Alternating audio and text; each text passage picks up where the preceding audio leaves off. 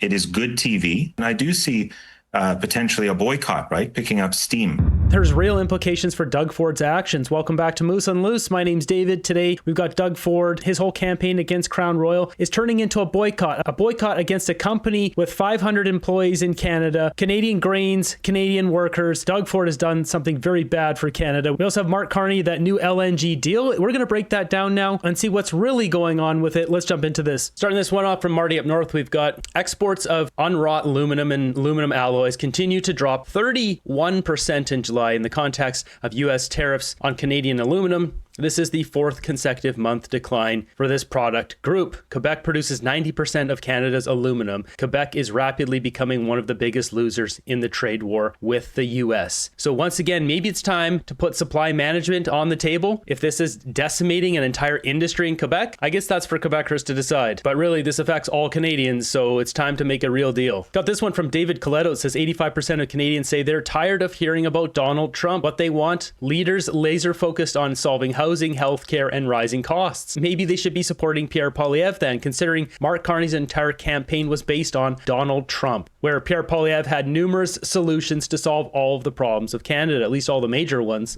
So we're seeing it here. People hearing about Donald Trump, yes, very tired, 48%. Yes, somewhat, 37%. 85% of people tired of hearing Trump. Only 16% not bothered by it. Got this one here. Project 2020 Mastermind invited to Carney's cabinet meeting. No longer speaking. Carney Liberals were going to bring in this MAGA guy to teach them how they can learn the MAGA ways and talk to Canadians better. Prominent conservative figure in American politics and mastermind behind Project 2020, the infamous policy blueprint that proposed a drastic overhaul of the U.S. government, was invited to speak at Mark Carney's cabinet behind closed doors, is no longer making the trip north.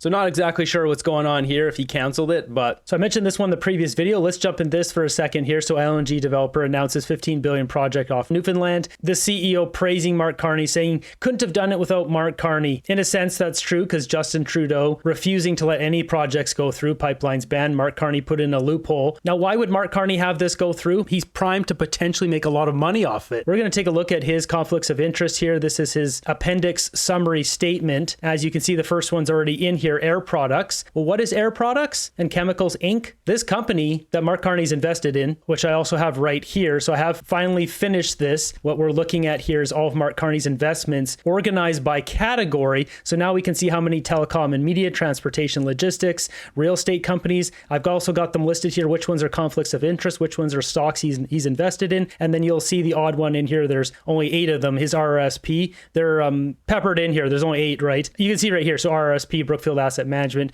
under financials, he's got conflicts, stocks, etc. So now we know which industries he's invested in with everything. Healthcare, he's got quite a few stocks here. But if we take a look at Air Products, well, what is this company? LNG liquefaction technology and equipment selected for next decade's Rio Grande, yada, yada. This is an LNG company. They're a leading LNG liquefaction process and equipment company. We've got Lind, this one here, Lind PLC, which we can see here. Small scale LNG plants. Lind Engineering has the know-how and expertise to individually design, build highly efficient baseload plants for even the largest scale LNG plants. You can bet that they're going to be sniffing around for a contract to build this LNG facility. Don't worry, Mark Carney's invested in this company, so he's going to make some good money on it. And I know for a fact from organizing all these, Lind is one of these ones here that's not in America. Believe it or not, it's over here. I believe this one's in the UK. There it is. So Lind PLC, United Kingdom. So Mark Carney has a lot of those ties going back to the UK. Next one on the list here, Baker Hughes. We go back to the appendix. There's Baker Hughes. Mark Carney owns this. Baker Hughes to supply liquefaction technology for Cedar LNG. Isn't that right? Another company that might be involved in this project. So you can see where this is going. We've got the next one here. This is Siemens Energy. You can see at the top here, it's actually cut off the top left there. Siemens Energy. And just to bring the receipts here, Siemens Energy, this is Mark Carney's appendix. He's invested in this company. What do they do? What are we looking at here? It's LNG. Siemens Energy provides integrated gas to power solutions through the LNG value chain, offering pre-feed services, traditional equipment supply chain, and trusted partnerships. Are they going to get a contract to do this deal that Mark Carney will make money off of? Or how about Weatherford? So you can see the website at the top here, Weatherford International. There it is. Mark Carney owns this. You already know what this is. It's more LNG. He's involved in all these companies. So he's got other ones here like ExxonMobil Corp, obviously oil and gas. We've got DT Midstream. There is another one. What do they do? We know what they do.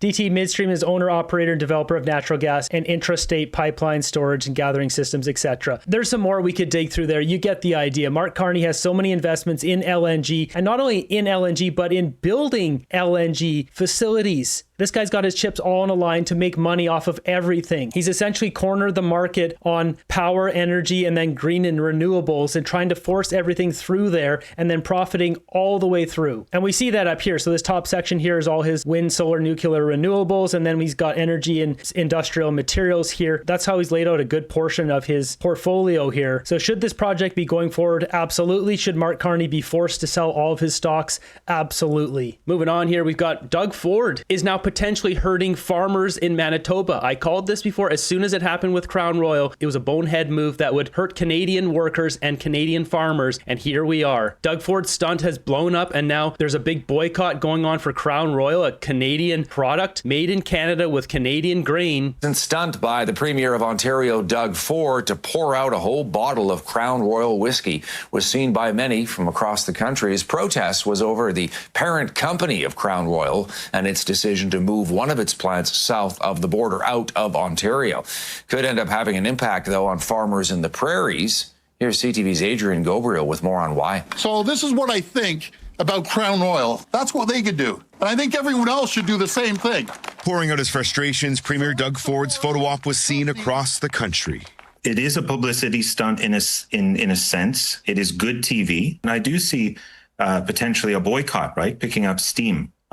Just as we saw when the United States put tariffs on us and we took the booze off the shelves. You want a shot? Though there's concern that if consumers put a cap on Crown Royal, there could be a spillover draining the profits of farmers in the prairies. You see what they did there? Spillover, har har. This is not a laughing matter, though. This is going to hurt Canadian jobs. We literally have our own premier of one of our provinces hurting Canadian companies. Like, what team is Doug Ford on? I thought he was on Team Canada. Is he Team China? What team is Doug Ford on? There's a rye field 2 miles away. You know, my neighbor's farm in this area of southwest Manitoba, rye is actually a very important crop. Roughly 80% of the rye used in Crown Royal is grown on Manitoba farms, where tariffs have in part already taken a bite out of the margins grain farmers rely on. So if we lose the premium market that is Crown Royal, then that definitely is a hit to the bottom line for rye growers. Crown Royal's parent company, Diageo, directly employs more than 500 people across Canada, while supporting more than 9,700 jobs in different sectors. With large distilleries and bottling facilities in Gimli, Manitoba, and Valleyfield, Quebec, Premier Legault's office declined to comment on Ford's push to shelve Crown Royal, though in Manitoba, that province's top politician is encouraging Canadians to responsibly raise a glass. Crown Royal is made in Gimli, Manitoba, so that is something that Canadians should buy and continue to have access to. You can see it in his face here. He doesn't approve of what Doug Ford's done. He is at least doing the right thing here and standing up for Canadian business, Canadian workers in Canada. What was Doug Ford thinking? He's going to cost farmers profits, their livelihoods. Doug Ford literally is attacking Canadian farmers at this point with his stupid publicity stunt. Union leaders are also sharing their concerns that with one bottling facility already on its way to the U.S., Diageo could eventually move its Manitoba distillery south of the border and even use U.S. grains to further cut costs. Though in an email, the company has reiterated its commitment to its Canadian operations.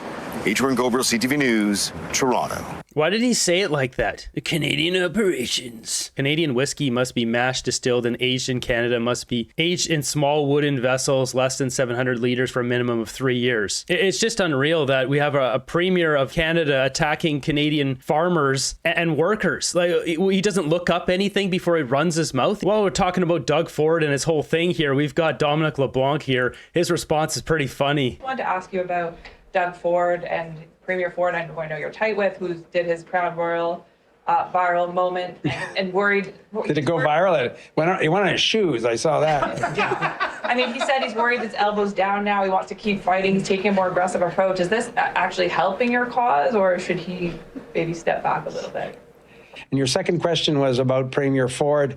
So I saw his news conference earlier this week.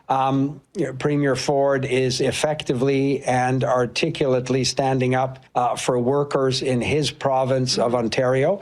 That's something that our government is absolutely doing. At the same time, we work with Premier Ford and his government. I talked to him. Listen to this, just fully backing Doug Ford, trying to hurt the sales of a company that employs Canadians, 500 Canadians, Canadian farmers. Disgraceful. Some cases multiple times a week, on things that we can do together to support workers and the economy, in this case in his province of Ontario, but it's the biggest economic partner in our federation. I wouldn't propose to tell Premier Ford how to practice Ontario politics. He's won 3 majority governments.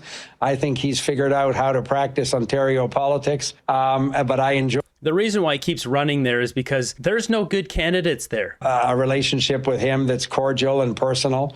And I really enjoyed watching his news conference on Tuesday, I think it was.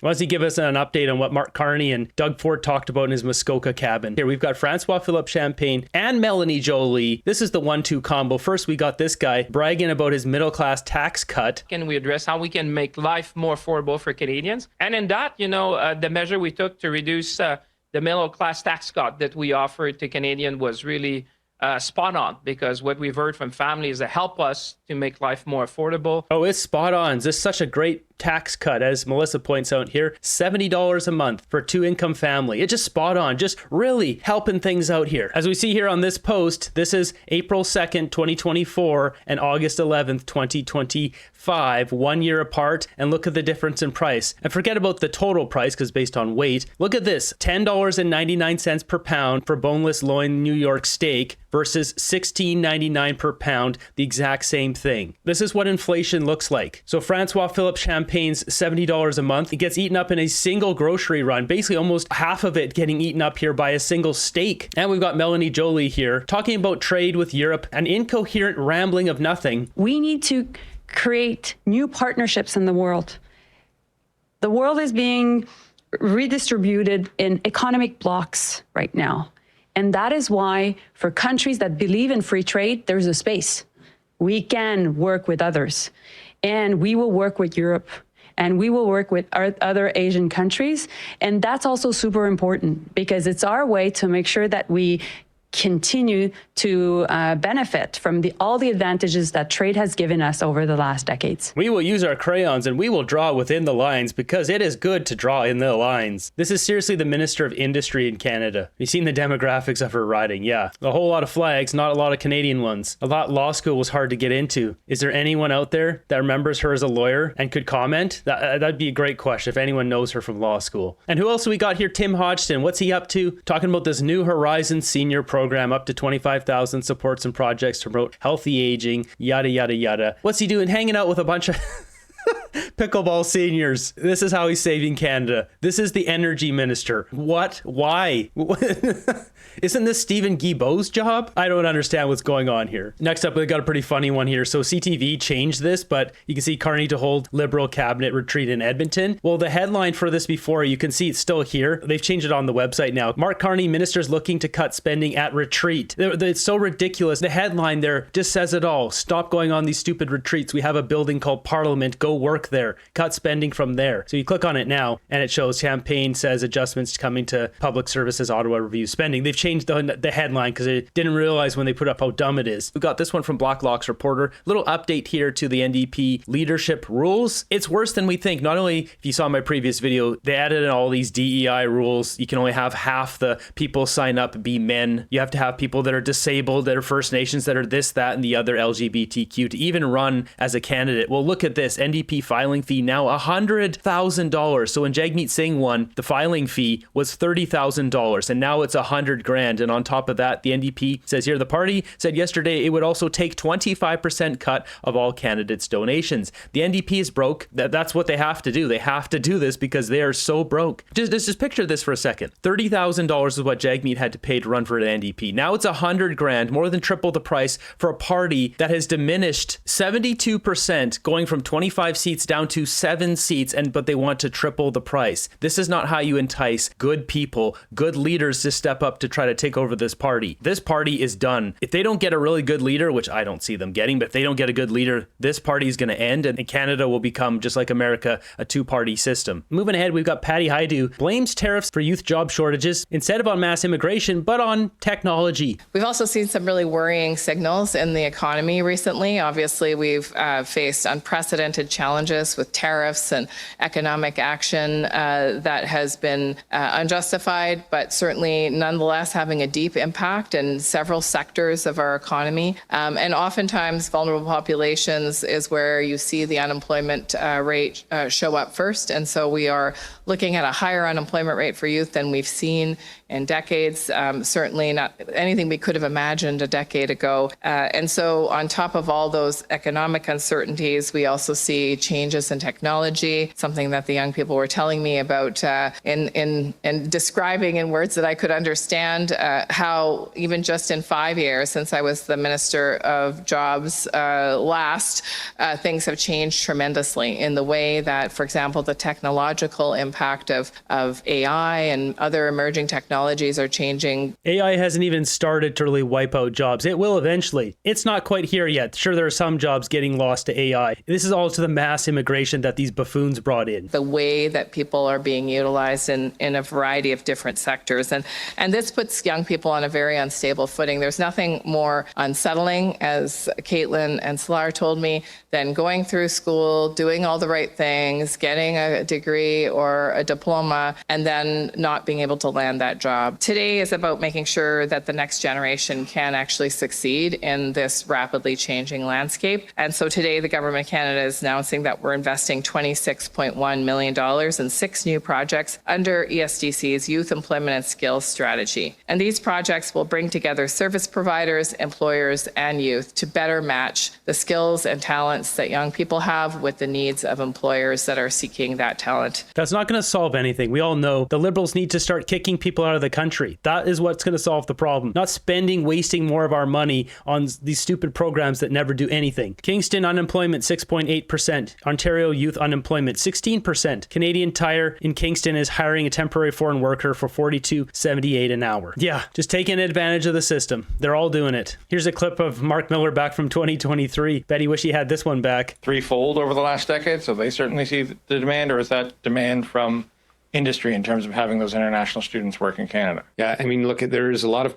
conversations with different competing policy priorities. You have industries in low-skilled labor, whether it's big box shops or others, looking for cheap labor and wanting to make sure that they maintain a 40-hour work week for some of the students. That's the competing policy with the labor gap that we face in this country, and we need those people working. And why not, if they're paying a whole heck of a lot of money to come to Canada to study more than a domestic student. This was their plan the whole time. We deny them that right. So some competing issues there that we need to really tackle with. This guy and Sean Fraser completely screwed our entire immigration system, brought in all these people, scooped up all the jobs, claiming that there's no one to do them. We had plenty of people to do these jobs and they knew it.